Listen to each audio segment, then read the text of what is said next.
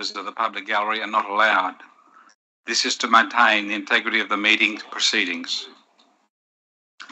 All members of the Kempsey Shire community are welcome to attend council meetings to observe. Please refrain from interjecting or undertaking any behaviour that will stop councillors from undertaking their important tasks of decision making. Please ensure all mobile phones are on silent mode. On behalf of Council, I welcome all people in the public gallery and observing live on the internet to our meeting today. Councillors in attendance are Councillors Dean Saul, Councillor Arthur Bain, Councillor Kinney Ring, Councillor Anthony Patterson, Councillor Kerry Riddington, Councillor Simon Ferguson, Councillor Alexandra Wyatt, and Councillor Scott Butterfield. Council staff in attendance are Mr. Craig Milburn, General Manager, Mr. Michael Jackson, Director of Operations and Planning, Mr. Steve Mitchell, Director Corporate and Commercial, Mr. Daniel Thorogood, Manager Governance and Information Services, and Ms. Mel Peterson, Coordinator Government and Information Services. Before I get into the main part of the meeting, I would like to share a card from our Australia Day Ambassador for 2023, Jolene Anderson. She sent this card to Mayor Leo Horval and the wonderful team at the Kempsey Shire Council. Warmest thanks for having me be your Australia Day Ambassador for 2023. It was an absolute honour to be a part of such a great Shire festivity. So much to love. I wear my Akubra with pride and look forward to my next trip home. Thank you again, Jolene Anderson. Love to share such good information from a person who shares our love of the Kempsey Shire and hope for the best for our future. So thank you again to Jolene Anderson.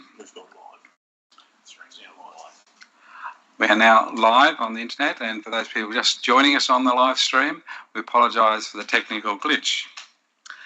We will now commence the meeting. Councillor Ferguson, would you give us the opening prayer, please? Thank you, Mr. Mayor. Dear Lord, help us in our deliberations today so that our decisions will be for the greater good for the whole of Kempsey Shire. Amen. Amen. The acknowledgement of country, I'd ask Councillor Riddington, please, to give it. Thank you. Kempsey Shire Council acknowledges the land of the Dungari Nation. We pay respect to elders past and present. We acknowledge the role of emerging leaders to continue to guide us into the future. We acknowledge the stolen generations and the need to change practices to be inclusive. This land always was and always will be Dungari land. Thank you, Councillor Riddington. I now ask Councillor Bain to give us the acknowledgement of servicemen, women and families. Council acknowledges servicemen, servicewomen and their families from the frontier wars, South Africa, Gallipoli and Kokoda, from Long Tan to Uruzgan and all other conflicts and humanitarian deployments. We thank you for your service. Thank you, Councillor Bain.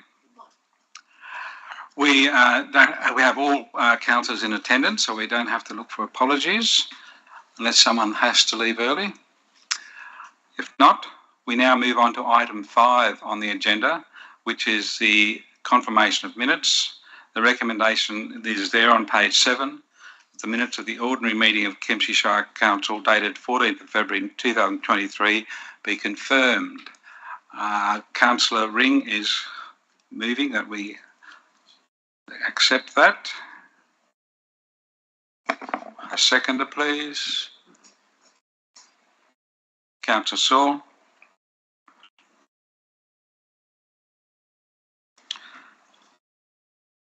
You don't wish to speak to it, ask a question? So Councillor Wyatt, please. So I'm not aware of this process of how to put this forth, but there was some emails and discussion about item 11.1 from the last minutes. Can we just confirm that that is correct? It says something along the line of an amendment that I started to say, but I actually didn't. Can you just confirm that that is the correct count of the minutes? It's Councillor White. You could move an amendment if you think it's incorrect. I don't have much recollection, but I'm just referring to some correspondence that we all received requesting that those minutes be amended. And I just want a confirmation of, can we really, okay, I've opened it. I do remember, so we've got an amendment there. So the original motion is there. And could you tell us which page you're talking about, please? Yep, it's on, what page? Page 8. Page 8. Yes. Yeah, item 11.1, live streaming. So we've got the original motion there, which was moved and seconded, and then we've got an amendment. And I recall starting to say that amendment, and I don't recall actually finishing it, because then we had a discussion that why don't we just sort of stick with the plan, with the idea of putting up the 30,000. So I do remember discussing that I was going to put amendment, and then I said, okay, we'll just go with. Yeah, well, we have to follow the formal procedures of the meeting. So I don't Councillor White, I'll just confirm that with Mr. Thorogood. Could you confirm that what we have there is an accurate transcription, please? Yeah, through you, Mr. Mayor. I've had the benefit of having to go back and watch this replay, and you're right. Under the circumstances, it might be a little bit confusing how the meeting flowed. You commenced to move an amendment, and you moved through that amendment dot point by dot point. So you suggested amendments to point 1. And after each of those amendments, the Mayor sought Councillor Bain's acquiescence to those, so to speak, and we moved through them one by one. When we got to point 3, then you moved an amendment. The General Manager did suggest some alternative wording to that. Councillor Bain said that he was happy with the wording.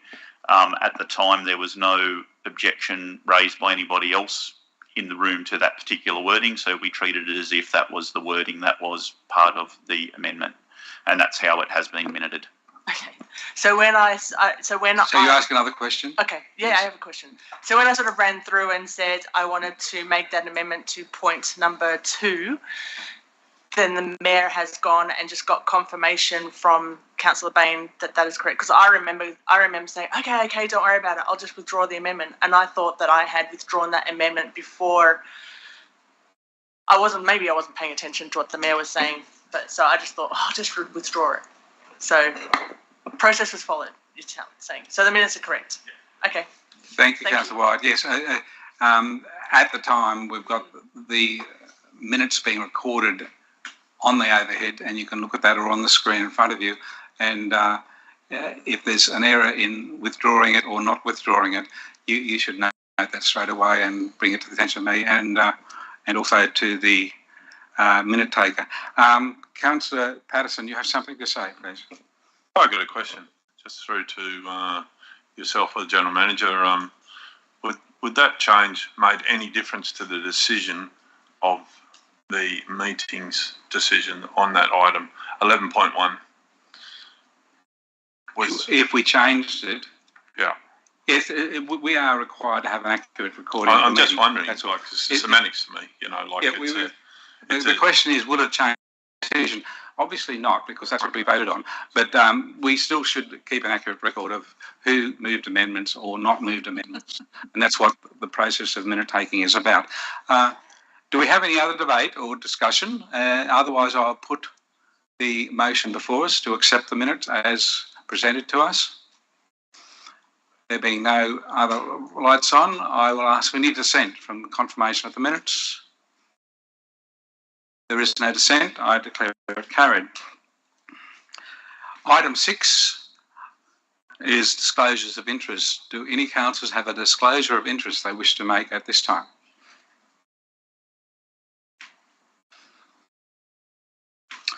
There are no disclosures. We'll move on to item 7, which is items passed by exception.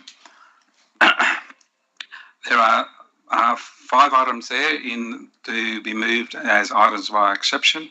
I'll go through the process again, which you all heard quite often.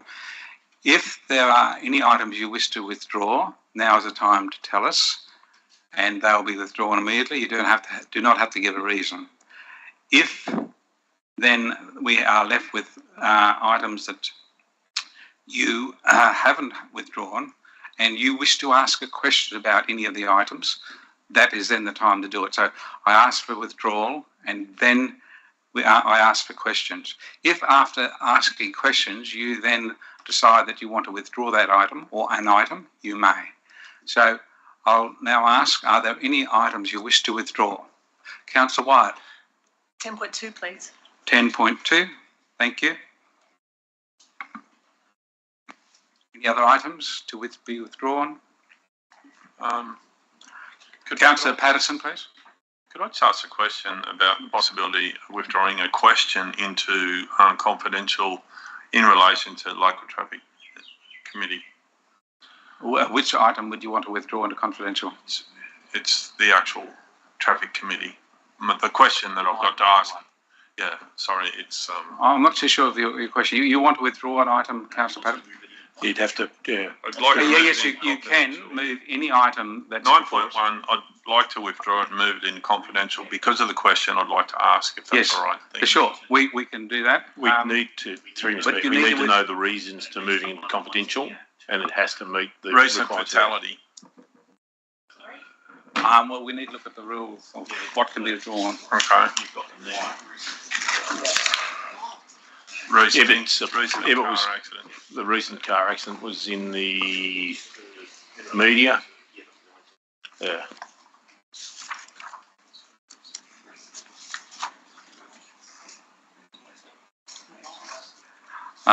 We'll just hold still for a while. We make sure we're following the rules, everyone.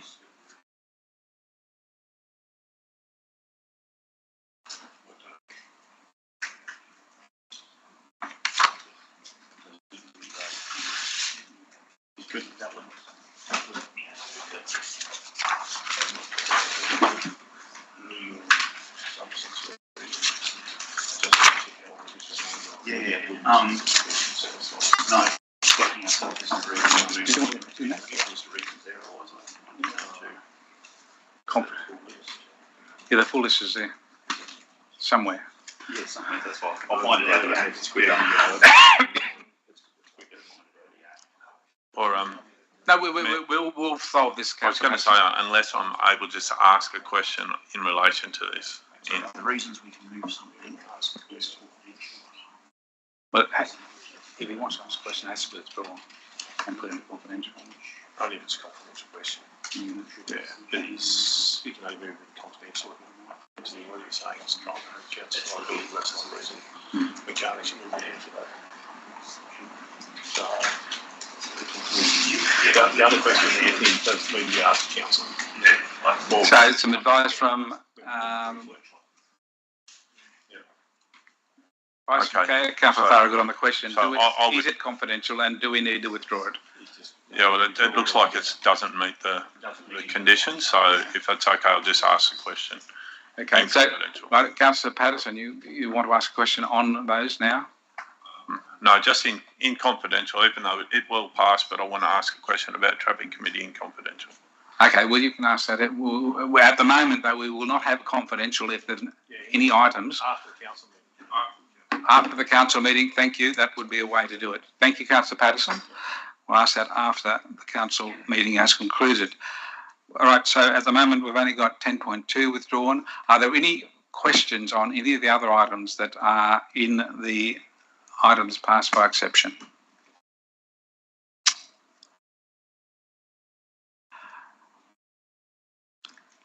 I'd like to ask a question of our two delegates, or possibly Mr. Jackson on the local traffic committee minutes. We have, I think, 3 items in there that are to do with traffic, but they are events being held in the Shire that are good news for the Shire. So could anyone tell me what those good items are that are showing that things are happening in our Shire that are involving the Traffic Committee. Mr. Jackson, thank you. Yeah, thank you, Mr. Mayor. Yeah, there are a number of items here where Traffic Committee has been asked to provide approvals or advice regarding traffic management plans for significant events within the LGA. The first of those is scrolling.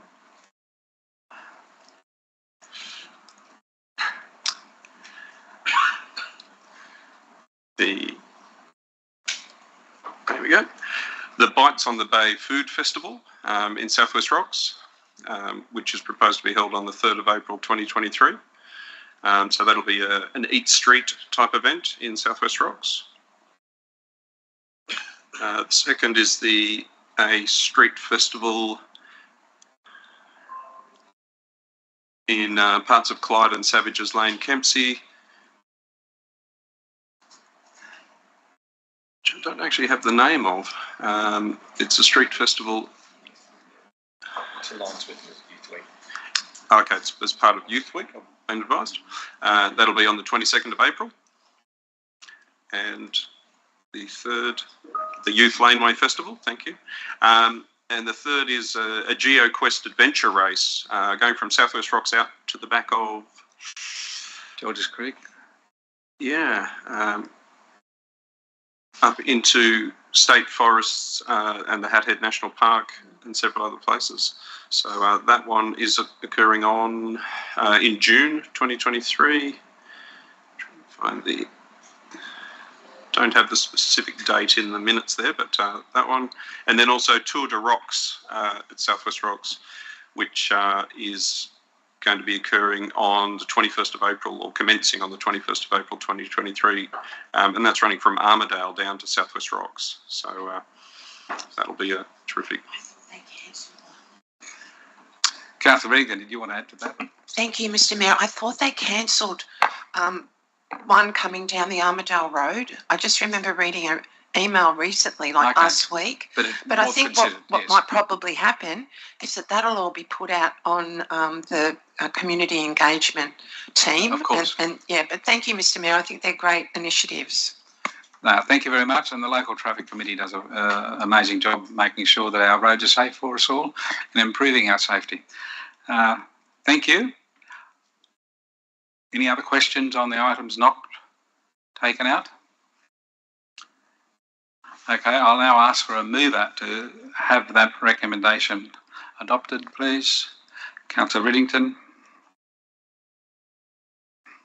A seconder. Councillor Ferguson. Any discussion? If not, I'll put the motion. Is there any dissent from accepting the recommendation that is now the motion? If not, I declare it carried. It's now the resolution.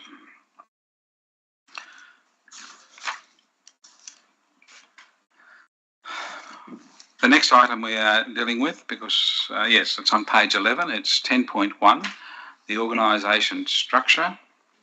And before I ask for a mover, could I ask you, Mr. General Manager, to give us a general overview of what the recommendation is asking us to do? Thank you, Mr. Mayor. The recommendation is for the council organisational structure to move from a 2-director to a 3-director structure, that third director be designated as senior staff position as per the required part of the Local Government Act, Section 332. It also requires council as part of the resolution to ensure that we have the budget in there from going forward in 23-24 budget. Part of the process we have to do with any sort of restructure is we need to consult with the staff under the state award. So this would also kick off what they call a definite decision as per the relevant section of the Act or of the award for us to actually talk to the staff about that, and that's a 28-day consultation period. The report outlines the reasons for moving from 2 to 3 directors. There's a number of reasons there. Moving to a utilities directorate, which would have water, sewer and waste. As we look forward to the next 5 years, we've got somewhere between the three areas, there's somewhere around $300 million worth of capital expenditure. It's a huge program to be delivered. It is both of them come with significant risks to council, given the nature of the works, both through their approvals processes, the actual construction, and the challenges that we're seeing in the whole construction industry at the moment. And both of them have very significant EPA compliance areas, so they actually have a lot of synergies in those sorts of areas as well. The report outlines where we were 5 years ago, where we are now, the significant workload that has increased, the pressure that places on the current two directors as well, the risks we face in terms of potential burnout for them, as well as our inability to provide ongoing good quality leadership to the organisation and to the councillors in terms of the advice and the information providing to them, because currently the executive leadership team would be stretched far too thin to try and do this all properly as we move forward with that workload ahead. So there's a range of reasons outlined in the report. The funding is principally through water and sewer and waste, so it's not hitting our general fund in any significant way, which is an important factor as we look at our financial sustainability as well. Thank you, Mr. General Manager, for the overview. It's a very important decision we are about to make on the structure of Kempsey Council, and we needed that advice on the overview. So thank you, Mr. Milburn. Do we have a mover for this, please? Councillor Bain. A seconder? Councillor Patterson. Councillor Bain, would you like to speak to the motion before us? Yes, I think that this is a very important decision, but I'd like to reiterate some of the points that the General Manager made, that we do have like a backlog of works in the water and sewer area, and a significant amount of capital expenditure going forward with that. So I support the idea of a directorate that is focused on infrastructure. The other area, as well as water and sewerage, is the waste management, and that's going to be a huge area moving forward, where we're looking at developing the circular economy so that we're reusing, recycling, and reducing the level of waste and the need to use landfill. And there's many challenges with that. Again, as the General Manager pointed out, we need to manage risk, and that's environmental risk, it's a legal risk, and it's also the well-being of our senior leadership team, which is extremely important in the ongoing efficient provision of services to our community. I believe that reading the background papers, that the moving to a 3-directorate structure is in line with similar sized councils with similar budgets around the area, so it's appropriate. And in terms of, it might seem a bit strange to some of the public about, when we're looking at financial sustainability and the need to reduce expenditure, but as the General Manager pointed out, I believe 75% of the funding will be coming from water and sewerage, which is actually, financially working quite well, and 25% will be out of general fund, and that's the general fund that we really need to focus on developing that financial sustainability. So I would highly recommend a positive response from my colleagues. Thank you. Thank you, Councillor Bain. Anyone else wish to speak? Councillor Riddington, please. Thank you. I agree wholeheartedly with Councillor Bain, and I thank the General Manager for his summary and also for the really well prepared submission. I'd like to congratulate the Council over the last 5 years on changing a lot of the culture, achieving a turnaround in deficit. And we've still got a long way to go, but I really would like to recognise the efforts of everyone in this council over the last 5 years. And I think to get another position at the directorate level, funded by the sewer, water and waste component of our budget, is the best way to proceed. So thank you very much. Thank you, Councillor Riddington. Councillor Saul, please. Thank you, Mr. Mayor. Mr. Mayor, I also wholeheartedly support this motion. Mr. Mayor, it's important that we as a council understand the human toll that is on our directors. They have so much weight on their shoulders trying to keep our council afloat along with the general manager. So if we can make it any way to make it easier on their shoulders, to ease the burden, then wholeheartedly we should agree. So I hope you all support this motion. Thank you, Mr. Mayor. Thank you, Councillor Saul. Councillor Patterson. Yeah, thank you. I once again support this move to 3 directorate as well. I see the need totally for it, that we need to be a council that delivers our programs, that delivers our infrastructure. The $270 million in water and sewer, which would encapsulate the new sewer system for Kempsey is one of the biggest projects that we've taken on in our country, our council's history that I can think of. And the great work that's been done by the current council in recognising the fact that that's the way to move forward, I really do acknowledge that and appreciate all the work that council and councillors are doing to move this forward as a council that can be fit for the future. Thank you. Thank you, Councillor Patterson. Any further speakers or questions on the motion before us? Mr. Mayor, if I could probably just make one other comment. Okay, Councillor, Mr. General Manager, please. Yeah, probably just more for the public record, I guess, is that with creating the 3rd director, the benefits of having that allows them to actually really focus in on these major projects. That in itself will save the organisation and save the community money in the longer term. And because they've got such high capital works programs, there's a whole range of that funding will be actually assigned directly to the capital works side, because that's how you actually do the budgeting. It's actually capitalised, so it's not hitting our operational side of things as well. So financially, it's a very efficient way of creating a 3rd director structure. And I think I could ask you a question too, Mr. General Manager. What's the timeline for the appointment of this new director if this motion is carried today? Yeah, what we'll be doing from today is we'll commence the consultation with the staff immediately, and we'll also commence recruitment immediately on the assumption that while that recruitment's going forward, we're not expecting to see our initial responses from the staff have been positive.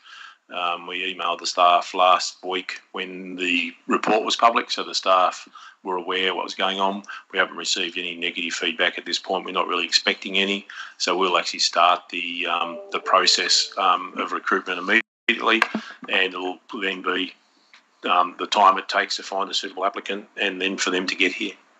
So we hope to have someone appointed by 1st of July 2023? Yes, that would be our aim, is to have someone in here by then. Right.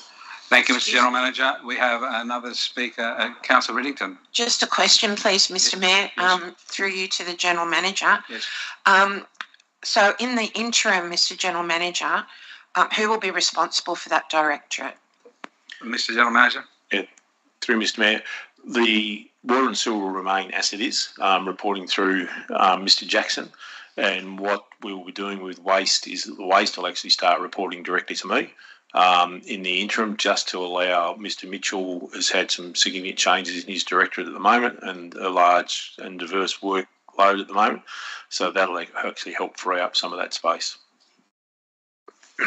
Thank you. Any further questions? No debate. I'll now put the motion before you. Is there any dissent? There's no dissent. I declare the motion resolved in the affirmative unanimously. Thank you. We now move to 10.2, which is the Sustainable Procurement and Contracts Policy on page 16. Councillor White, did you wish to ask questions or do you wish to move it? Both. Both, thank you. So if you move it, we'll move it. You can speak to it and then you ask questions. Okay. Move, Councillor White. Seconded, please. Councillor Riddington. Councillor White. Thank you. I really like this policy. Congratulations to whoever put it together.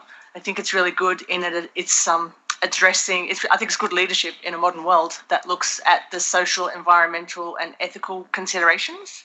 So I just have a really quick question about the policy itself. In the scope of the policy, there is 9 points, which is like legal, accountable, order. You can read it. So my question is, how's the policy going to be implemented in terms of, I presume you'll be developing like a framework, procedures, training. So how does staff implement that policy? Question number 1. And do you want to answer that and then ask question 2? That would be a good way to go, Councillor White. Thank you. So what is the? So you got the policy, which is wonderful, fantastic. Congratulations for putting that together. What next? Mr. Thorogood will help you with this information. Through you, Mr. Mayor, you're correct. So the policy is just one part of our procurement and contract management framework. So I guess right at the very top of the framework sits our procurement strategy. And usually that would predate the policy, although not in this case. So it is something that we're working on at the moment. There is the policy, which is effectively our internal law that's adopted by council. And then underneath that, we have a procedure, which is the how-tos, as well as training and elements that staff use to implement the actual procedure. So the templates and so on that they fill out. Training is something which we are commencing on, but will be ongoing. So when we look at, whilst these are the principles that underpin all of the procurement activities that council does, and I'll highlight, they're pretty much the principles in the old policy, so these are not new principles to us. There's some changes in wording, there's some tweaks, but these fundamentally have been our principles to date. But the training will, I guess, add depth over time. So at the moment, we're starting with high-level training going back to basics of the whys of procurement, why we do it the way we do it. Likewise, there'll be some sustainability training which we'll be rolling out in the near future, which is really about the fundamentals of what does the word sustainable mean, and then we will add increasing depth to that over time. Yep, so it's worthwhile noting we have added resources to that team. So we now have a contracts officer that we didn't previously have. We have also moved the procurement function from being part of the finance function and part of our stores to reporting to governance and information services, so that key procurement manager role can focus on the procurement side of things and no longer has responsibilities for stores and workshop as well. And it's probably also worthwhile flagging that when we talk about, for instance, sustainability, a lot of that is being driven through Council's Sustainability Officer. So we're not doing this alone, and we have access to resources through there as well. Thank you. Councillor White, your second question. Yeah. I specifically like the stuff around social against modern slavery, unethical practices and procurement down that pathway. And also... Your question, please. Yeah. Has that monitored? So, and the other part is the environmental part, which is procurement through reducing CO2 emissions, etc. So how are those ethical practices and principles monitored? How do you know? How will they know that you are sourcing ethically without you? Yeah, that's what's your monitoring process for that? Yep, and that is Mr. Thorogood. Thank you. Thank you. Through you, Mr. Mayor. That is a work in progress, and not just for us, for the sector. This now needs to be reported in our annual report for the first time ever in this year. So the early days of that is we're leaning on the work that the state government has already done and that has been done by local government procurement. So a lot of our major vendors are vendors who are also utilised by other councils and utilised by state government. We're able to lean on some of the work that they have done in analysing those vendors' practices. As for our smaller and local vendors, like I said, we're wrestling with this, as is the industry.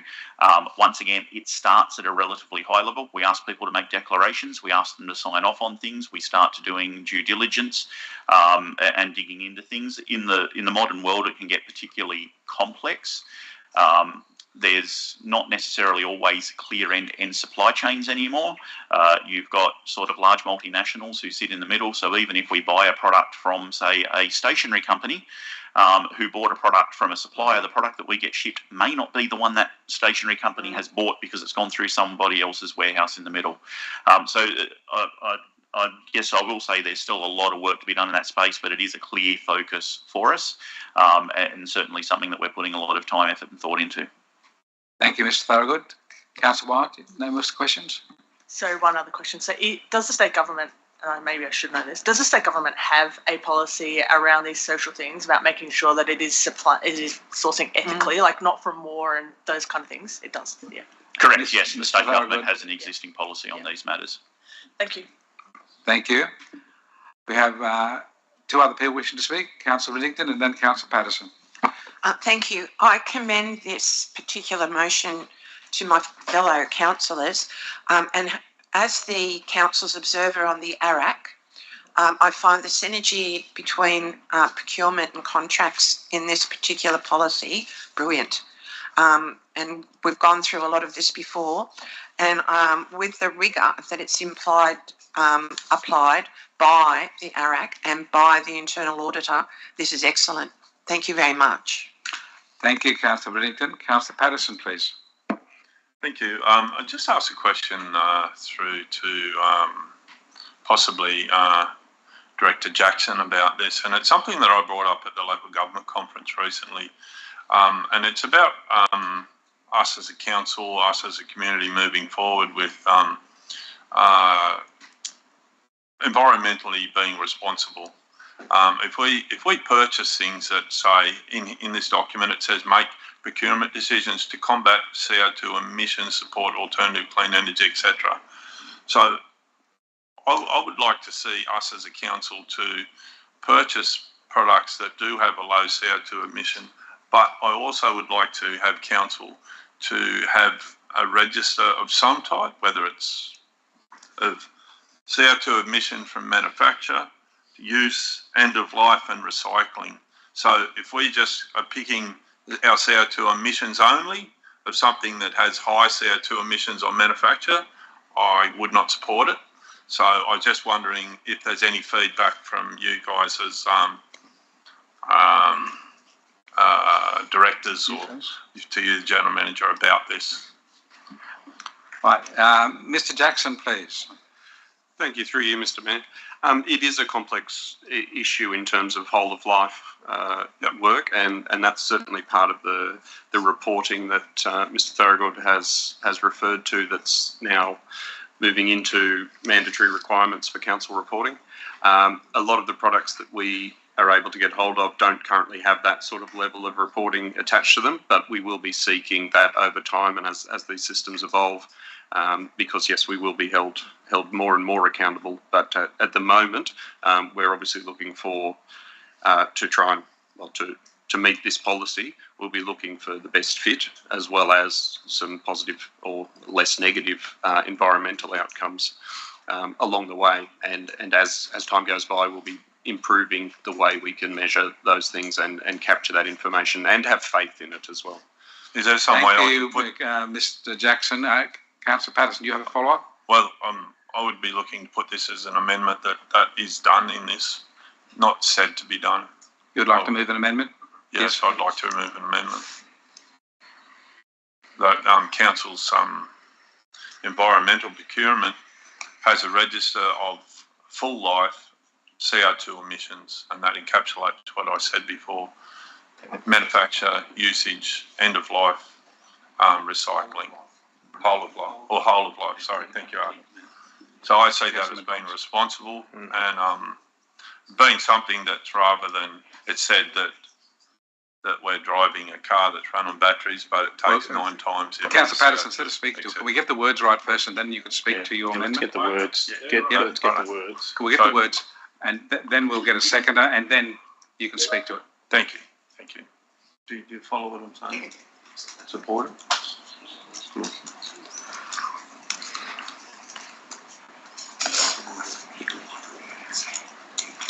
So I'll wait for the amendment to appear, and then we will satisfy us that that's what Councillor Patterson wants, and then we will have a person seconding it if possible, and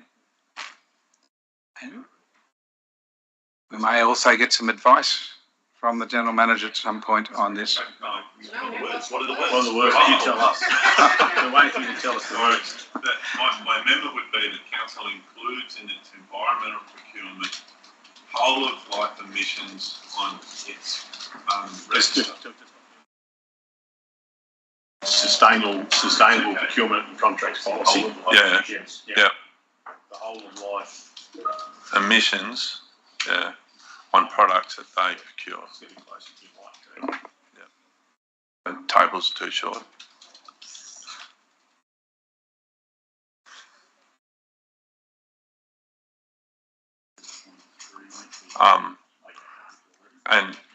And I don't know whether this sets any sort of precedent, but I believe as a general community that people need to understand about that the whole of life procurement rather than just the end of use or the middle time of that particular item's usage.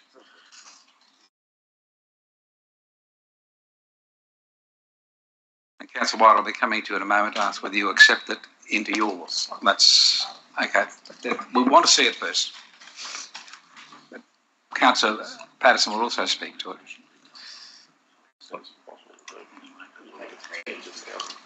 There it is, Councillor Patterson.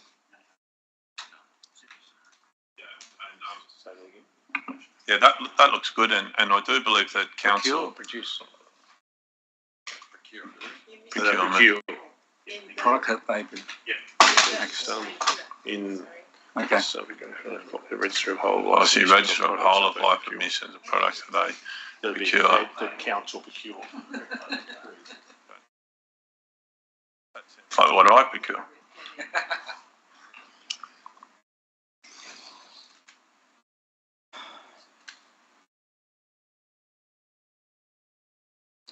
And this policy, can I speak about it?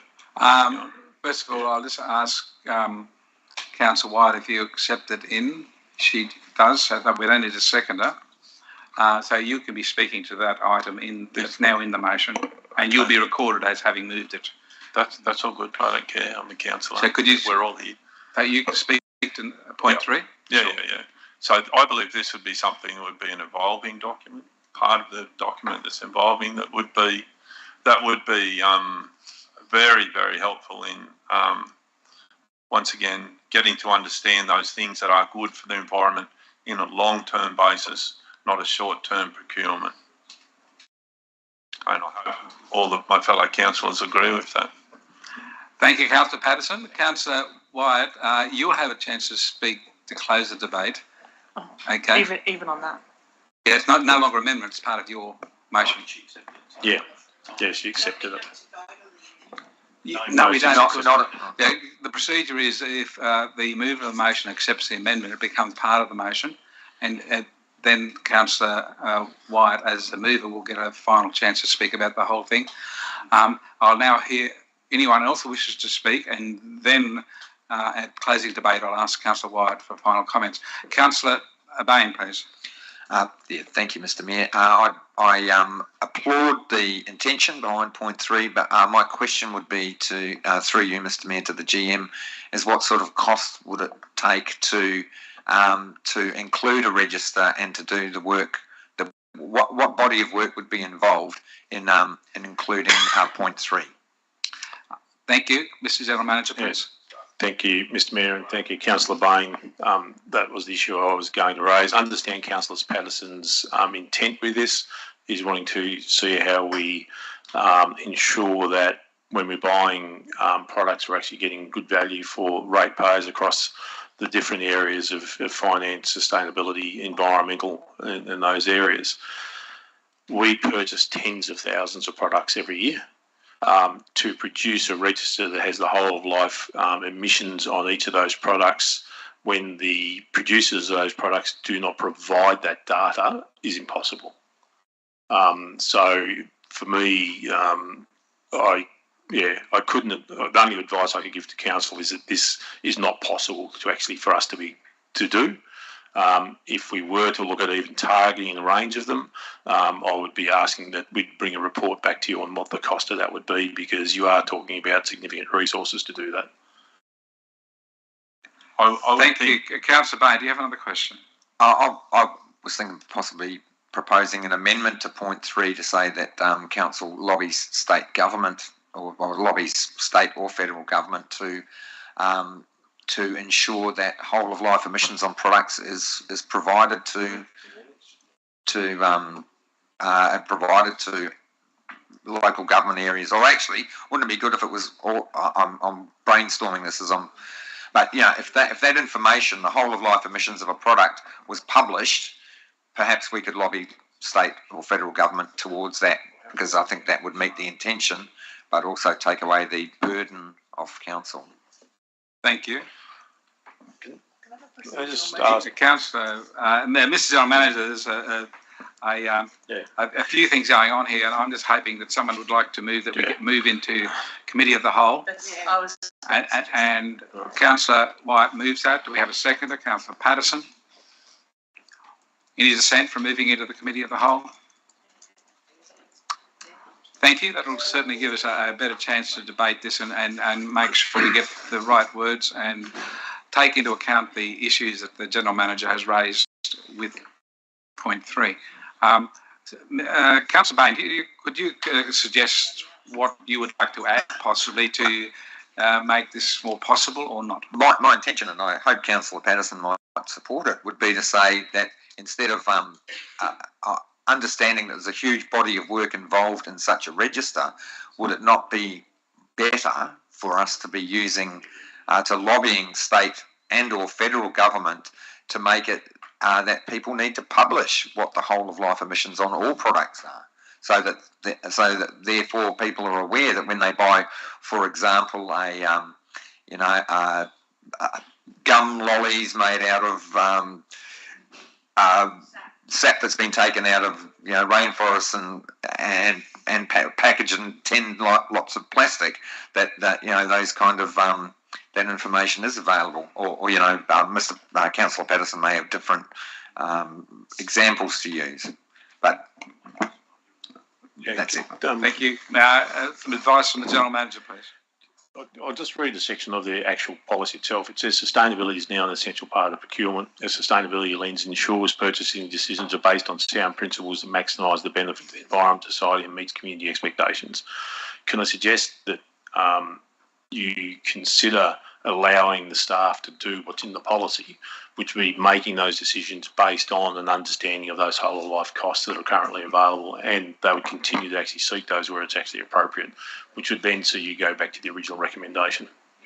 Probably through you, Mr. Mayor, I can add to that. We already do consider whole of life emissions, for instance, for plant purchases. So for vehicles, whole of life emissions are something which we do know, they are publicised to us, and we do consider them in those purchases currently where that information is available. So in some industries, it's becoming the norm.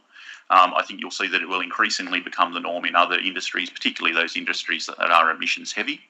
And I think you'll see that there's other, whether it's government, whether it's insurers, whether it's financiers, they are influencing these companies to move towards making more of this information available to us. Thank you. Councillor White, do you wish to make a comment? Yeah. I love the intent around this as well. It's a great idea, great initiative. It's massive. It is massive. It's really massive, because when we're talking about whole of products, we're talking about everything from the grader to the pen. So it's not just about whether it came from a rainforest. It's from the grader to the pen. And maybe this is something, as Councillor Bain says, it is a whole of government thing and should be perhaps led by there. So I think it is a massive amount of work, I think. And maybe there's a scale that we can look at, because really, how do you calculate the complete life of that pen? Because and nappies and things that do not break down in the environment for hundreds of years. It's massive. So maybe you've got to wrap this up around some kind of scale of product. See what's I don't know what that looks like, because I'm not a scientist. Okay, thank you, Councillor White. So, we still haven't got, we can actually do it now in the committee, is bring out words to show the intent of Councillor Patterson, but possibly put back to the state or federal governments to produce that information and not impose an extra cost on council. So, can I please say something? We're going to Councillor Patterson then, and to you. Thank you, Councillor Patterson. On for ages. We just for wording, and I'm thinking about, and I do understand what other councillors and the General Manager says about the costing of this. I think I've made my point that no one knows about the true life, the true output of carbon on different products. No one knows, and no one's registering it because no one knows. My point is exactly what I've asked there, but in wording, maybe it could be not include in the sustainability procurement contract, but it could be work towards a document, and that could mean working towards could also mean sending a letter to state government, federal government in asking about that register, because it is something that we need to be honest to our community about the purchase of all our goods across the board. Now, we are one of the biggest purchasers of those goods in this Shire. We should lead the way. So is there some way that could, if that wording went in there, work towards a sustainable procurement policy document register? And in that wording, i.e. lobby state and federal governments. Yes, that could be put in there. So then that wouldn't give you a timeline. Mr. General Manager, could you suggest the wording, please, that would help Councillor Patterson, please? Through Mr. Mayor, can I suggest something else? Yes. The policy, and again, I'll read directly from the policy. This policy focuses on the outcomes instead of processes and aims to balance compliance with flexibility that delivers value for money, aligns with business needs, improves service delivery and supports a competitive local economy. It supports the community's strategic plan. Sustainable procurement and contract management takes responsibility for the economic, environmental, social and governance impacts of any purchase, goods or services. So the policy is requiring us as staff to take into consideration all of those things, which includes that whole of life costs. We can establish a register, but again, because providers are continually changing and those sorts of things, the register is going to be out of date very, very quickly and it's going to continually be updated. I don't think producing a register is an effective use of ratepayers' money. I don't think it's an effective way of dealing with this. I think adopting the policy and allowing the staff to do their job, which is actually making sure that they consider whole of life costs in all those purchases, is the appropriate thing for the council to do. Yeah, I think what you're trying to do, and again, I understand Councillor Patterson's intent with this, but the policy already has that embedded, that we have to take consideration of those whole life costs. That's embedded in the policy. Could this be then No. Sorry. Councillor Riddington, we can come back to you because it's a committee of the whole. Councillor Riddington, please, and then Councillor Ring. Thank you, Mr. Mayor. I agree with the General Manager. Having read this policy, I think we're putting the cart before the horse. I really do. I commend you on the register idea. I think it's great. I don't think it's going to be available for a long time. I would like us to run the policy and then revisit it, which the staff will do, and through the internal audit process and have a look at it once we get it on the ground. Because I don't really see, I mean, you could put it in there that we will, get a report on how it's progressed after a year or whatever, but I don't think that getting a register at this present time is going to be of any value to us. Okay, so what are you suggesting we have as an amendment, Councillor? My suggested amendment is that that the policy is implemented and that it is reviewed in a reasonable time frame, whether or not it's a year or whatever. I don't know what you guys think, but that would be my suggestion. Can I get a response, please? Yeah, through you, Mr. Mayor. The policy has a suggested review date of September 2025, which is 12 months following the next local government election. Okay, thank you. We don't need that then. Thank you. Councillor Ring. My thoughts are that like whole of life emissions on products is on I guess on a business and on like a higher level than us.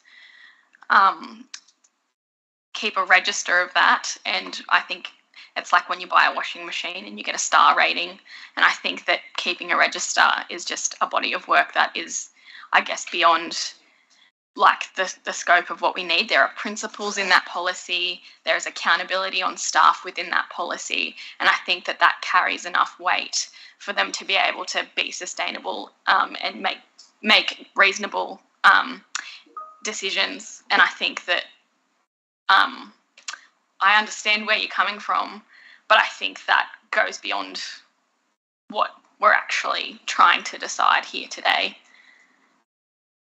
So, I don't know if I have another point. Yes, Councillor Ring. I don't think point 3 needs to be there. Okay, so you'd suggest when you come out of committee that you would move an amendment, we go back to 1 and 2. And then Councillor White, in that circumstance, if she accepts it, it becomes back to the original motion. That's how we get around it, if we go that way. Councillor Patterson. Yeah, after discussions, like I said, I've definitely got the point over. And Councillor White may say, well, we can remove point 3. And I'm thinking point 3 might be, like I said before, might be another good idea for a local government notice of motion. Thank you. Thank you very much, Councillor Patterson. Councillor Bain. Could I move that we return to, that we leave committee of the whole and return to the council meeting? You certainly can. Is there a seconder? Councillor Butterfield. I will put that motion. We return to open council. Is there any dissent? If not, I have it carried. We're now back in open council. Do we have an amendment to the 3 points that are now in the motion? Councillor Ring, you would like to amend that? Yes, I would like to move an amendment that we go back to the original motion. Thank you. Do we have a second to that? Thank you, Councillor Riddington. Do you accept that, Councillor Wyatt? It's been accepted into the original, into the existing motion, which is the 3 points. And do we have any further debate? Councillor Bain. I'd like to speak in support of the motion. I really love the infographic on page 5 of the policy. It's really, really clear. I just want to amplify that, the consideration of the economic impact with supporting the local economy and small and medium enterprises, innovation and sustainability, the environmental impacts of clean energy and reducing pollution, the social and ethical impacts of local jobs and avoiding exploitative practices, and most of all that the overruling thing of good governance, which I believe we have, and the visible commitment to sustainability. I commend this motion to my colleagues. Thank you, Councillor Bain. Are you ready to close debate, Councillor White? If there's no one else wishing to speak, Councillor White, would you close debate on this, please? Yes, I will. As I commend this policy as well, as I moved in the first originally. And I would also like to note somewhere in the minutes or somewhere that we go with what Councillor Patterson suggested and we work up a notice of motion for the next local government conference, because I think it's a really good idea. So can you note that somewhere that I'm recommending that we approve this, and I'm also asking that we note it somewhere for us to work up a notice of motion for the local government conference, which is is it October-ish? I don't know.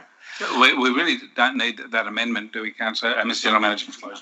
Yes, she's closing debate. She can't move any amendment. Yes, that's right. You noted it?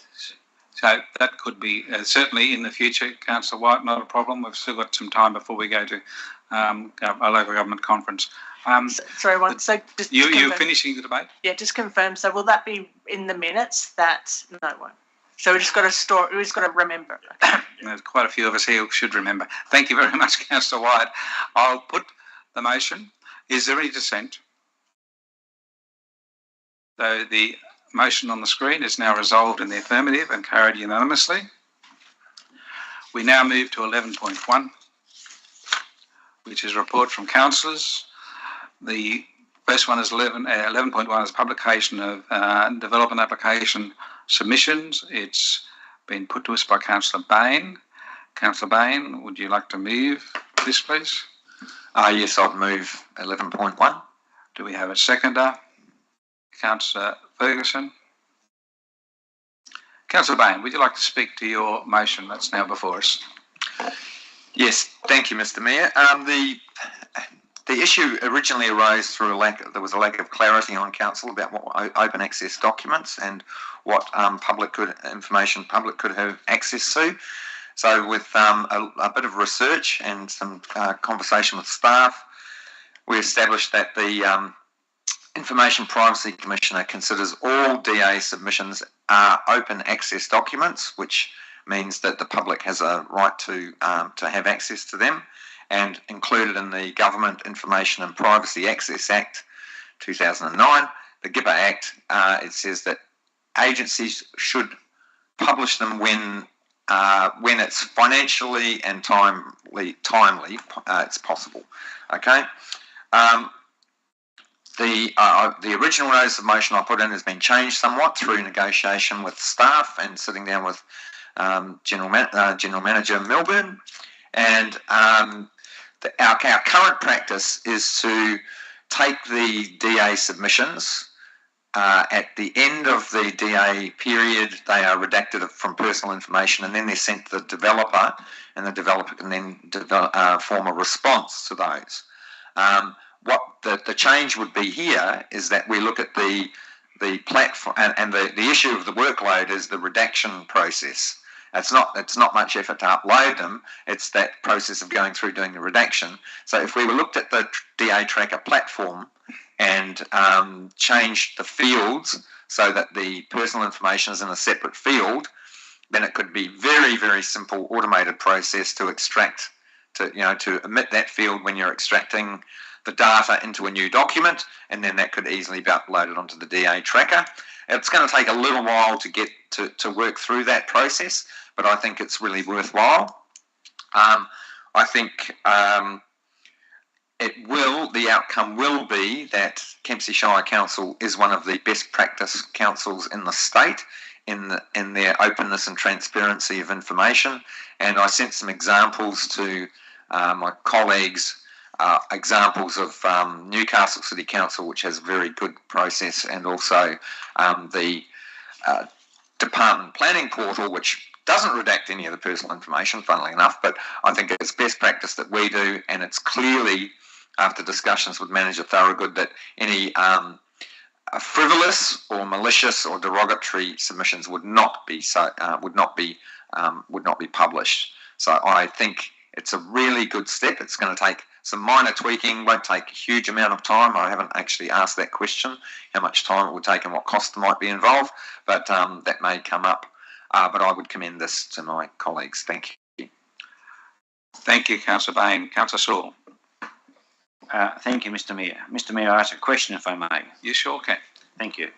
Mr. General Manager, can you make comment, please, on this motion? And perhaps you may have an estimate any costs that could be incurred by such a motion. Mr. General Manager. Through Mr. Mayor, the Councillor Bain was actually quite constructive. We were able to actually sit down and work through the intent of what he was trying to achieve, and what's the most practical way for us to do that. And certainly the most practical way is to have the submissions, when they are put in through the portal, automatically set up so they actually go straight up and be seen by the public. That does require us working with the developer of the system. I don't have an idea of time at this time. Part of the company we work with are doing this for a number of councils in the state, so it'll be something that they'll probably be developing for a range of them. So I imagine the cost will be relatively minimal for this, but it does allow us to do that. There would be a level of personal information that would go up on that, someone like, i.e. the person's name that's actually making the submission, things like phone numbers, and that would actually be dropped out. So yeah, it will allow us to do that and automate it. We would probably also in that process be directing where people might be sending submissions directly to us on development applications, we'd be directing them back to put it in via the portal. And the only submissions we would have to manually handle would be a handwritten submission that would come across the front counter. But all other submissions would probably be directed back through the portal. We'll allow that automated process to occur. Councillor Saul, do you wish to ask any further? Don't wish to add to the debate? No, Mr. Mayor, thank you for that. Thank you, Councillor White. Councillor Riddington then. Okay, just a couple of questions to Councillor Bain through Mayor, if he's willing to answer them. So I perfectly understand the intent about this. I just have two concerns and questions. Is publishing people's IDs does bother me, because because various people have various levels of emotional intelligence, and it can be a tool to harass, bully, intimidate. So I have a concern with publishing people's IDs up there. If that can be retracted, I would be happy with that. I don't know whether the default would. Yes. Okay. So if we could retract that. And my second one is, you've said within 10 days of 10 days of submission.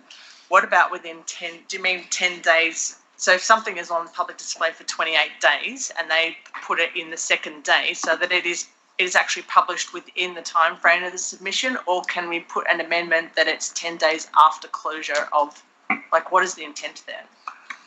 Councillor Bain, do you wish to answer those questions? And there's no obligation to answer any questions. No, I'm more than happy to answer those questions. Thank you, Councillor White. For the first point, as far as so the redaction, the default level of redaction, I believe, is personal information like phone number, email address, and address. The name would remain, but I'm not. I seek clarification whether if someone asks for their name to be removed, it could be. But I do think that in terms of open democracy, that if I'm going to make a submission about something, I could put my name to it, and we cannot keep making decisions through fear of bullies. Like bullies, absolutely, I absolutely understand that it is real. However, if we start making decisions as a local government authority based on how bullies might react, then they are running the playground, and we are running the playground. Let's not let the bullies run the playground. And as far as timing goes, the GIPA Act says, and best practices as soon as the submission's received. It doesn't have to wait for the submission period to close.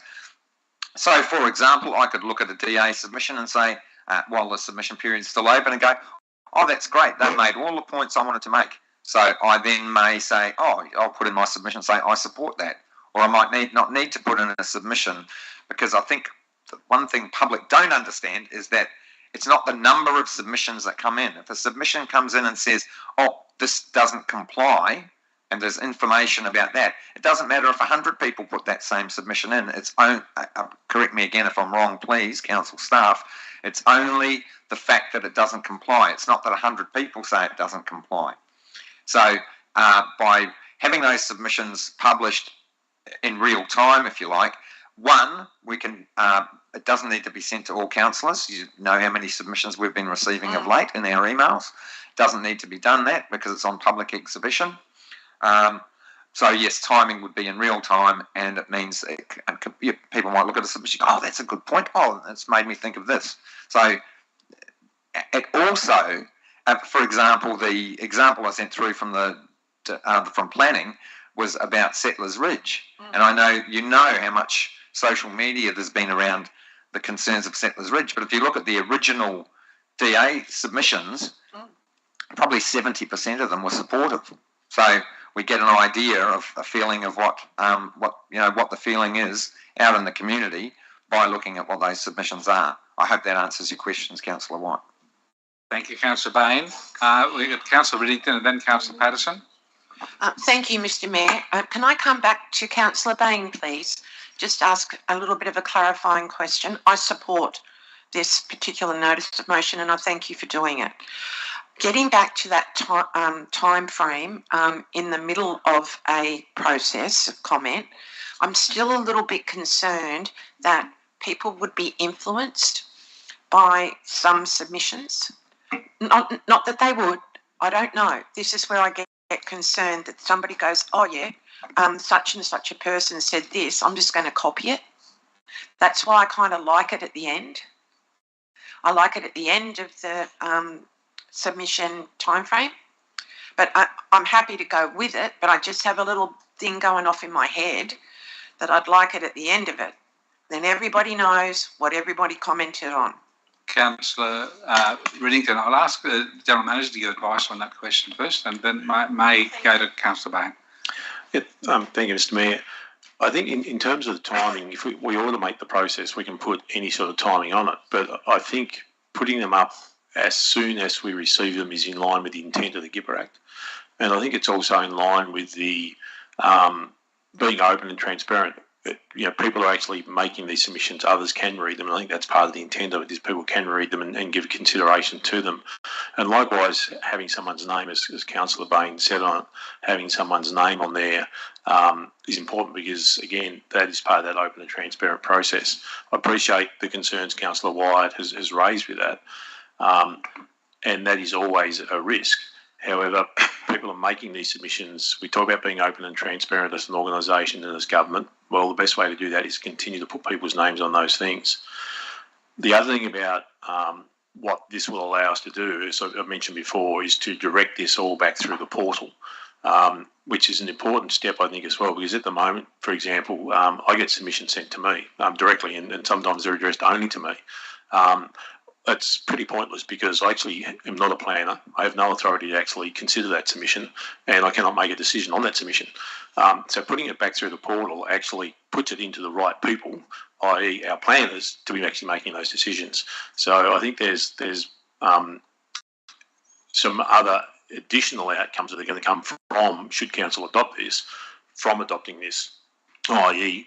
getting the things through the portal so they go to the right people instead of coming to people that they don't need to come to. Thank you, Mr. General Manager. Councillor Patterson. Thank you. For some reason, my light just keeps turning off every few seconds. Yes, but I took note that you had us right as soon as I said. Thank you. I get an RSI from pressing it. I've got a few questions about this. One of them is along the lines of what Councillor Riddington was talking about. How do we note copies of DAs? I remember when we had the airport thing happening, there was numerous just photocopied, signed, sent in. So they, I believe, in council are counted as one. Is that true? Through Mr. Mayor, yes. It would depend on what the comments are and things like that. The council staff and the councillors will still give some consideration. If you've got 100 people opposing something, then there's 100 people opposing something. So you still have to give some consideration to that. But as what was outlined before, if it's just on one matter, as outlined by Councillor Bain, if they're just saying we don't like it or it doesn't apply in this area, well, the fact that 100 people say it doesn't apply in this area doesn't really matter, because it simply doesn't apply in that area.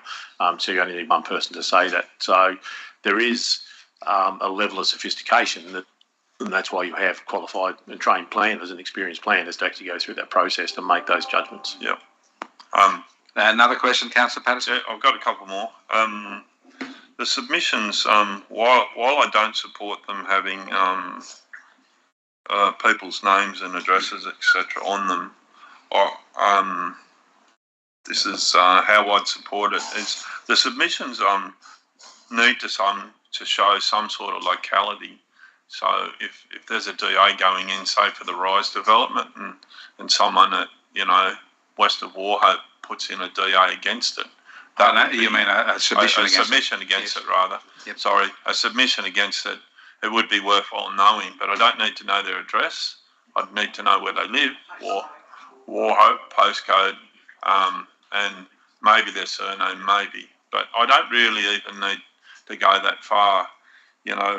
So that's your question. Could that be included in the published information? Yeah. So I'm just saying how I'd support it. The current, I wouldn't support it how it is because of those things. I understand what the general manager said about people if they. Well, I'll put that to the general manager and see what he says. I've got more questions, righto. Could we have the postcode included in what's published, Mr. General Manager? Yeah, we generally do that already, and. Just keep in mind what we're talking about here are submissions to development applications only. We're not talking about submissions to other things you put on an exhibition. This is just about development applications. Thank you. Yeah. Councillor Patterson, did you have a follow-up question? And I don't know how publicised it is that submissions on development applications can be positive. People can show support for a DA. They cannot only just. It's not just there for people to be against something. So it's good that can be realised. But just on the whole, I struggle with the having the person's name and address in there, because one thing that we don't want to be, we want to be inclusive, and that's for people who might not be very Councillor Patterson, could I help? thick-skinned. Could I help you there? The idea is only the name would be published, not the address. Mhm. That's the intent. That only the name and the postcode, as you just specified, Yeah. would be published, and there would be no address, telephone numbers, emails. Okay. Like how many Michael Jacksons in Crescent Head, sort of thing, you know. Thank you, Councillor Patterson. Councillor Wyatt. Why aren't we moving to committee of the whole for this, isn't this? But anyway, my question is, I'm now in an ethical dilemma in my head about to support this or not, and I feel I'm really sick of the answer is that we should stand up to bullies and that kind of thing. You're correct, but it really undermines the psychosociological impact of what a bully does to its victim, and we all can't stand up to bullies. That's just not, we just don't. And I just don't think it's authentic when we say, we let the bullies get away with it. That's just a statement on that. So I am now in an really difficult ethical position of whether to support this or not. I supported it wholeheartedly up until the fact that the name had to go up there, because I think it is placing that person at risk. I don't believe that it's about democracy having someone's name there. We can all have Facebook pages that's not identifying who we are. We can have email addresses that don't identify who we are. I can come into this meeting with a mask, we're not always about identifying ourselves. I mean, is the intent of this to get the information out there, or is the intent of this to get the information plus the person that's writing it? So I just find I'm in a little bit of an ethical quagmire now about it. Thank you, Councillor Wyatt. Councillor Ring, and then Councillor Ferguson. Am I allowed to speak for the motion?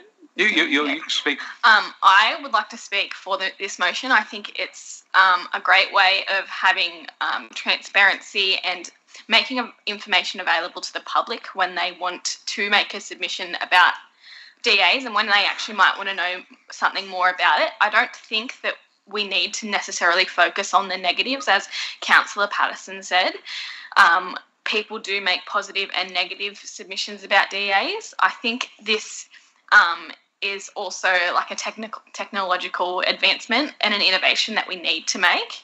And as Mr. General Manager said, other councils are making steps towards this as well. So I think we're actually keeping up with what's happening on a, I forget the word. We're keeping up with the standards. I think in publishing just a name, I think that that's okay. And I think if a person did want to remain anonymous, they might be able to make another avenue of making a submission or their worries heard, unless we're going to move to distinctly using this for submissions. But I think that this is a really positive step, and I think that Councillor Bain has done a really good job of being on the front foot in making sure that our community can make submissions for DAs. Thank you, Councillor Ring. Councillor Ferguson. I do support this motion, but I also support Alex's comments on bullying, and just wondering, and this may be a question we can't answer here, will there be an avenue to put in submissions anonymously?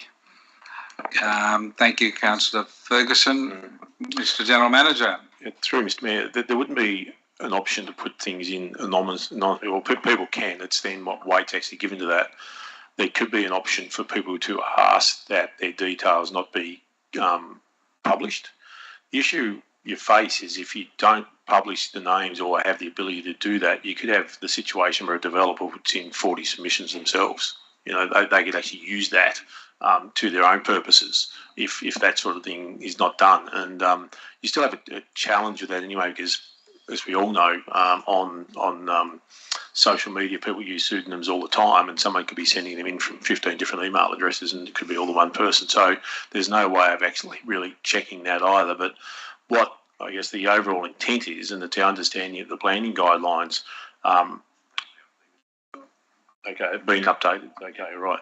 The planning guidelines originally required it. They now allow the option for it to be withheld as well. So what we're doing here is, asking, or what Councillor Bain is doing, is asking Council to support the staff in getting this done so it is as efficient as possible through that process. in working with the platform developer, we'll work with them and the other councillors who are doing this to work out what the best practice is. And then within that, we'll have a range of tick the box things that allow things to be turned on and off, i.e. personal details. I think it'll allow us as staff, again, to work with the developer, work with the Department of Planning to see what their requirements are in that space. This resolution, should you adopt it, just allows us to get on and work with the developer to do that, to get those submissions up as quickly as possible. Thank you, Mr. General Manager. Councillor Butterfield, you're next. Thank you, Mr. Mayor. Just with Alex's concern about bullying. Councillor White. Oh, sorry, Councillor White's throw me now. Worry about bullying and that. I understand that. Is there a possible, rather than putting, say, Alex White, maybe just put A White? Because, like this could be, let's say Jones, Smith, there could be 1,000 different people. If you just use their first initial, then Smith, maybe a postcode, would that be a consideration? Right, I'll put that to the Mr. General Manager. Mr. General Manager, he's asking whether the first name can be just an initial in the submission. I guess if someone's putting in, the form would be set up in such a way that it actually requires them to put their first name and their surname in two boxes like we're used to doing. If someone just put their initial in, that's how it would come through to us anyway. Department of Planning then was just showing me that the Department of Planning requires a person to explicitly request that their name be withheld. So that would be part of the form as they fill it in. And again, the reason to push this all through a portal, they would actually have that choice to actually ask for it to be explicitly withheld when they're actually making the submission. And that would be withheld if it is in, you put your name, your contact, all that sort of information in that. If you use your name or other identifying information within your submission, that would not be redacted. So that's the idea of it. The idea of this is to make sure that it's as sufficient as possible. The submissions can be made public as quickly as possible. But if you're putting more personal identifying information in the body of a submission, we do not have the resources to read all those submissions and actually redact that. Thank you, Mr. General Manager. Do you have a further question, Mr. Councillor Butterfield? No, thank you. Thank you. Councillor White, are you speaking or asking a question? Because you've already spoken. No, you. Well, I move to committee of the whole then? Why is this not committee of the whole, whereas the other one? Because no one has moved it, Councillor White. If you need to move it, you could. Yes, you can ask a question. Yeah. So my question. I was just reading exactly what that says. So the first part is to engage with the platform. That's not actually publishing, and the second one is an aim to. It doesn't say it will be published, so that's okay. But then I would ask that with that assessment process or determining the efficient or whatever, that removal of the name is upfront and obvious and not hidden in the bottom of the form, because I honestly believe that it is a barrier to some people. And I'm not talking negative or positive. I'm talking about neighbour disputes. I'm talking about someone's building a 3-story house next door to them. So I'm talking about neighbour disputes as well. So as long as the ability to remove that name and address is upfront and clear in the top of the form, I'll support it because I think it's a good idea. Yeah. So what's your question? If we can maybe put that in there somewhere as an amendment, that the ability to remove name and address is upfront and clear in the very first bit of the form, flashing at you. Thank you. Thank you, Councillor White. I think we've already had that question answered. Yeah. Councillor, Mr. General Manager, please. I'll just answer part of it, and then Mr. Thorogood may make some more comments. What we would do in developing this is working with a platform developer. They would have good experience across a range of things. We work with the Department of Planning. We'd also work with the Government Information Officer as to how is the best way to actually do this. So that's the sort of process we would go through, and we'd be working with them on what that form actually looks like. I don't know if Mr. Thorogood has more to add to that. Mr. Thorogood, please. Yeah, through you, Mr. Mayor. Look, I was going to essentially say what the General Manager just said. I mean, what councillors are debating here are implementation details of what an electronic form might look like, which it's not contained in the resolution, and the resolution provides us with the ability to engage with those stakeholders that we would engage with in determining what is the best practice way to move this forward. So we need to engage with the GIPA Act, we need to engage with the privacy concerns and undertake an assessment on that. We need to engage with Department of Planning, and we need to engage with the software developer. It's way too early to preempt what the outcome of engaging with all those parties would be. to determine what we technically can put forward or what not. What we haven't even considered at this point is when the planning board will be taking these submissions through their portal, and the state will be dictating to us what form that will take. We do have a clear indication from the councillors about your intent, about your concerns around the name. We've got that. Thank you. So, Councillor White, it's up to you whether you wish to move an amendment. No, I understand. I understand. My question then is, so will this come before council again to say we are now recommending that we progress to publishing this? No. So we are deciding. Yeah. That this is Okay, that's what the intention. But Councillor, Mr. General Manager again, please. Yeah, you desired the broad policy, and that is that we publish submissions. The detail of how those submissions are published is the role of the council staff to do that. And as Mr. Thorogood outlined, there's a very detailed process involving the key government agencies to ensure that that actually complies with all their requirements. Thank you, Mr. General Manager. Councillor Patterson, you've already spoken, so you're asking a question? 2 questions. Thank you, Councillor Patterson. First question is just in its listing in the business paper, why isn't it listed as a notice of motion and it's just a councillor report? We've had to change. Mr. General Manager will explain that. Through you, Mr. Mayor, that it is. We did change. We did update the business paper, but it is a typo that should have actually been there as a notice of motion. I just worried about minutes. We get complaints about minutes. That will be corrected. Okay. Yeah, it's under the reports from councillors. Thank you. And Councillor Patterson, you have another question. Second question.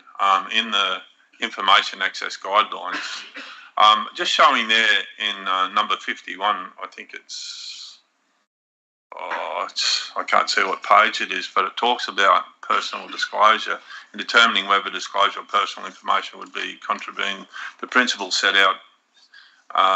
It goes on and has a number of questions, and if the answer to any of these questions is yes, it's unlikely that disclosure would breach the PPIP Act. However, it says in number 53, personal information can be released under the GIPA Act if disclosure would, if this disclosure would breach the PPI Act. So it seems like personal information will be given out anyway under the request under the GIPA Act. Is that true? Okay, Mr. General Manager will answer this, but I think Councillor Mr. Thorogood already answered this question on the requirements of the state government and all the legislation that has to be followed. But Mr. General Manager, please. There's 2 aspects to that I see. One is in relation to the DA submissions and what we've talked about. Mr. Thorogood has outlined the process. We'll go through to that, and that would allow people to have the ability to withhold their personal information, relevant personal information. Should someone separately to that apply under the GIPA Act to access that information, another consideration would then be given, and there's a process under the GIPA Act where you actually then have to make a consideration as to whether that is in the public interest or not. So it's a totally separate decision and a totally separate act that actually considers the release of that personal information. Thank you. Yeah, so any further, Councillor Patterson? No, that's all good. Thank you. If there's no lights on, I'll wait. Councillor Saul. One minor question, Mr. Mayor, then, if I may, on this subject. Yes. To the General Manager. What would happen if this motion was voted down? Mr. General Manager. If this motion was voted down, we would probably be doing this anyway. We're required under the GIPA Act to publish these where it's reasonably practical. We will be working with the developer anyway. So I think this just helps provide council staff by adopting it with a very clear direction that we do need to get on with this as well. There's clearly been a public interest in it, so I think it's actually it's a positive thing for council to be adopting. Mr. General Manager, just to clarify, when you say developer, you're talking about the software developer. That's correct. Thank you. But there's. Councillor Bain, would you like to close debate, please? Thank you, Mr. Mayor, and I really do take on board the privacy matter, and hoping that I believe that the council staff, when they're doing when they're engaging with the platform developer, they will look at that option of removing the name if required. It will if passed, this will create a need for more community education on filling out the submissions during the via the web form. We'll really need to be pushing that. And great, thank you, Councillor Patterson, that people can put in, and I have done this in public education and community education, that people can put in submissions supporting, opposing or commenting on any development. I think that will be that's really important that we let people know that. The other thing is to keep it in perspective that this will only happen on fairly controversial developments. Most DAs don't get many submissions at all, or any submissions at all. So it's only going to be on those big controversial developments. And if we accept this motion today, then we will be complying with GIPA legislation. If we choose not to, we will not be in compliance. And I think, as Mr. General Manager said, we're heading down this track anyway. This has just brought it forward a little bit. Thank you, Councillor Bain. As there's no further debate, I'm going to put the motion. Is there any dissent from the motion before us? There's no dissent. I declare it carried unanimously. And as that is the last item of the council meeting agenda that we were to deal with, I will declare the council meeting closed. Thank you very much for your participation, councillors, and the staff in our interesting debates we had this morning. Thank you.